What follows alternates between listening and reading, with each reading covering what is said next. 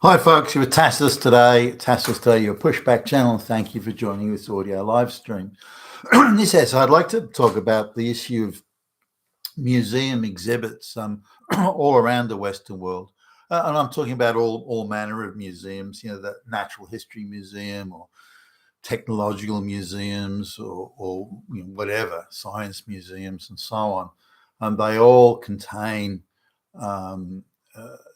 really, virulent, super aggressive, anti-Western, anti-white people, anti-white society propaganda. It's not, there's no getting away from it. They're not attempting to be accurate or somewhat accurate or reasonably accurate or to tell it as it was. This is full-on brutal propaganda, and it's again in every historical exhibition, every school textbook, every lesson that is taught in the educational institutions all across the Western world. You would think that white history consisted of slavery and Hitler. That's it. There's nothing else ever happened in the entire Western canon of history and scientific and industrial accomplishment. That was it. And then you throw in a sort of colonialism, which was genocide. So, and the word genocide is used so frequently in the narrative about colonialism that really nothing else sort of seems. So you've got three things. White history consists of Hitler, slavery, and genocide. That's it. Nothing else. There isn't anything else that happened. Now, does any other race or group of people or region of the world get the same treatment as that? Well, no, it's only white people are getting this treatment. So, and white cultures and white societies and the white population, no one else gets this jaundiced, one-eyed view or treatment. So, let's just have a little look at it. It's come up, I guess, it's come up in the news at the moment because President Trump is having a little thing with the Smithsonian in the United States about why are all the exhibits or most of them telling such a one-eyed view. Now, I don't mind if you can tell any negative view you want. I mean, that's okay if it happened in the history of the fine, mention it. But it is incumbent to be accurate. Now, if these things were as bad as the activists claim they were, things like the slavery or the colonialism or whatever, if they were as bad, then you wouldn't need to tell any lies. No lies would be necessary because it's so bad that the facts speak for themselves. But that's not what they do. And if you look at any exhibition, and you can go online and see them or go into the museums and so on, look at any school textbooks and study guides and the like, then it's absolutely littered with lies and just activist narratives. There's no attempt at facts. And an event that occurred sort of quite naturally, say, white people arriving in Australia or anywhere, white people arriving, the traders and the settlers and all that sort of stuff, arriving in a remote part of the world that hitherto had been cut off, if you like, from the rest of the world. If they look at this and say, okay, well, these white people came along and then the natives started to die from white diseases, things like smallpox and I don't know, diphtheria and other diseases of the day, and a lot of white people were dying from these things as well, by the way. But they say, well, no, that wasn't just a transmission of diseases. Bear in mind that germs and diseases and all that stuff, that wasn't understood back in the day. So people had no idea you could transfer diseases, by through things called germs, and that wasn't known. So anyway, if the local natives died, that's now recorded. Well, that was genocide. If it wasn't genocide, it was attempted genocide. So the word genocide is thrown around, and therefore all colonialism has now become genocide. Was it people that were trading and doing business around the world and looking for, we'll sell you this and we'll buy that. And no, this was evil white people engaging in genocide. Well, that's an outrageous untruth. It's an outrageous untruth. But there you go. Or say the Spanish and their diseases affecting the people in South America, like the Incas and the Aztecs and the Mayans and so on. Now, so that when I look at the telling of colonialism, which is seen as something white people did to the other, which is not true in itself.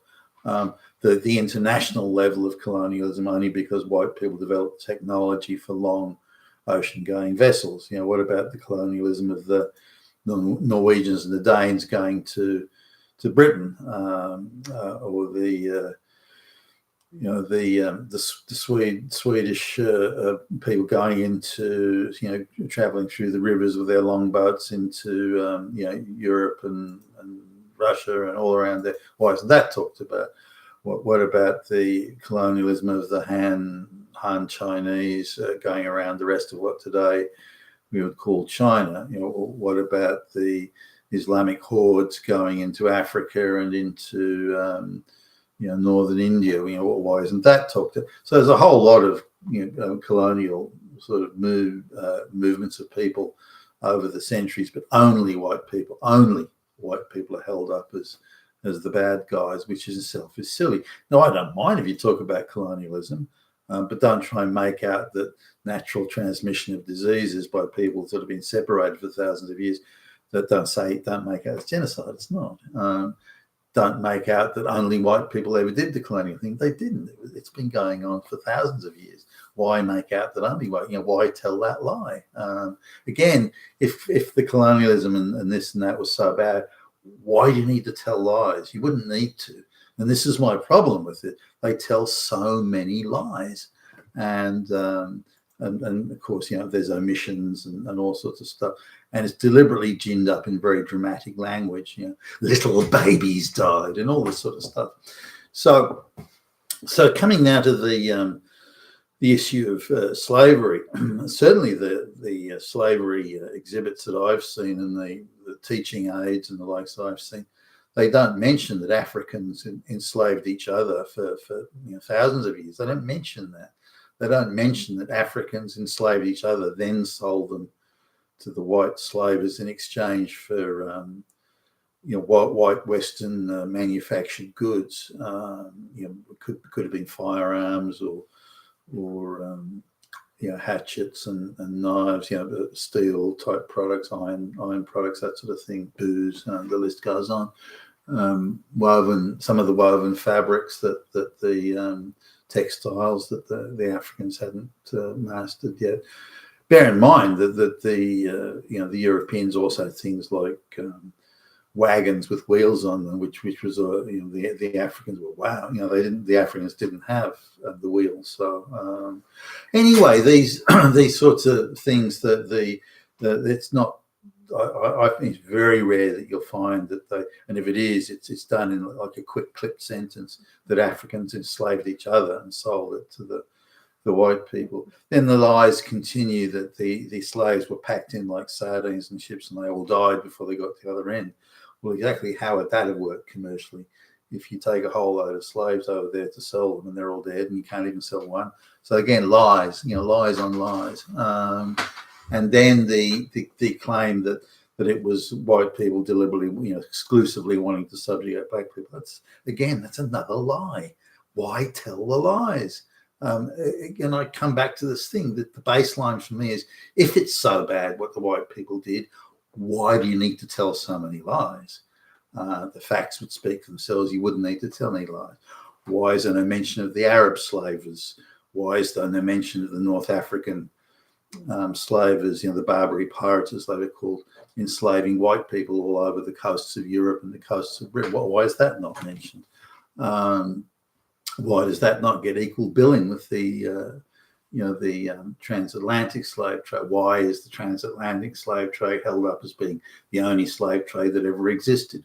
Why the black people in America today be given the benefit of that they are unique victims in the world who are deserving of endless eternal compensation. Why tell those lies? Why create that narrative if it's not true or accurate? Now, if you again, yeah, I don't mind if you can talk about slavery, but don't tell the lies. Make it an accurate depiction and recounting of the history of slavery. Now, the realities of things like that only black people could withstand white man's diseases, and B, the diseases that occurred in the type of tropical climates, say in the Caribbean and in the southern United States, where some of these cotton plantations where the black workers were somewhat immune or largely immune or more immune than other groups were anyway, immune to those diseases. So whereas the white people struggled with them, the casualties of white people working there were very high, from just naturally from diseases. The local Indians were so unreliable for doing work that they just gave up on them. Also, they were very susceptible to white man's diseases, things like smallpox or cholera, that sort of stuff, whereas the black people were largely immune. So it was a matter of elimination by the only people available in the world that could do that work and were resistant to diseases. The only people were black people were the only ones. So they weren't particularly chosen. They were by default the only ones that could do the work, the last man standing, if you will, in terms of susceptibility to white man's diseases or even the local diseases in the the swamps of the southern United States. So this idea again that it was a subjugation, chattel slavery, white men oppressing black. No, it wasn't. That wasn't it. That wasn't what happened. That wasn't the mentality of the day at all. It's the mentality now, looking back, but it wasn't then. The other thing is a labour force. To do the sort of the machinery and the mechanization that exists today didn't exist then. Everything had to be done by hand, and so. You still need pairs of hands to do that work, whether it's planting the crops or picking the apples or picking the cotton or whatever it was. You need that you still need pairs of hands to do it, and that meant that only the black wherever the only surplus population anywhere in the world that you could get to in terms of reliable people that could reliably withstand the diseases was the black people, and you had the black tribes and the black chieftains falling over themselves to enslave and sell their fellow blacks to the white slavers. So that needs to be highlighted, but I can't find any information about that, or very little, and certainly not in these very propagandized type exhibits you see in the museums, which, by the way, I mean, just to give you this was a globalist gig. It wasn't just the people in the university in the Smithsonian or the university in, the museum in Sydney or Smithsonian or the museum in London. It wasn't that they said, I know what we'll do. We'll just make up this crazy, insane narrative about how evil white people are, and we'll use slavery as a propaganda device to deliver it. And it wasn't that. It happened at the museums all over the world at around the same time. This is clearly a globalist coordinated gig, and they were all given and allocated funds to do this, without which they couldn't have produced and created this propaganda and so on and so forth. So it's a very much an international globalist coordinated propaganda campaign, and we never need to lose sight of that. But as I go through these whole things, everything is a constructed narrative, mostly false, very little accuracy in it, and it's only told from one point of view only. There is no other way of thinking. I think you must look at it this way: white people, evil, bad, and the in every sort of thing there's always like a picture of a swastika or Hitler just to make sure the propaganda is ginned up to the max. So this is the thing that President Trump is opposing and fighting back against, and I wish him every success in doing this. And I hope that he gets, more, really puts a lot of effort into it and appoints the proper lieutenants in his administration to keep on pursuing this, cutting off funds, making sure that the woke activists are getting fired. But I'd like him to get, if possible, get to the bottom of this. Who ordered this? Who paid for it? Who was behind it?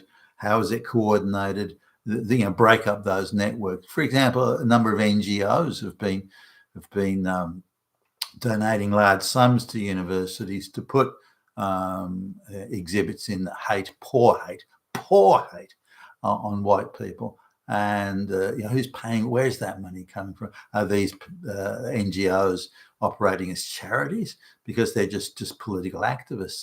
Their charity status needs to be revoked and actually go through the whole chain and process of how this happened, and make sure that this it's all unraveled and exposed, because these exhibits are just pure propaganda and nothing else, as indeed are the study notes for schools.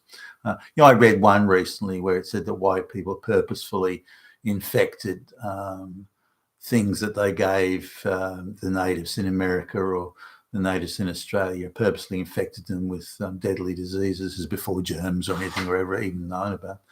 And did that for the sole purpose of evil whitey trying to commit genocides. But again, it's only one point of view. There's no voice to say, well, that's not true. Again, I wouldn't mind so much in these exhibits if they give the radical, activist view. All white people are Nazi Hitlers and swastikas, and then have a view that opposes that and explains how things actually were, but they don't.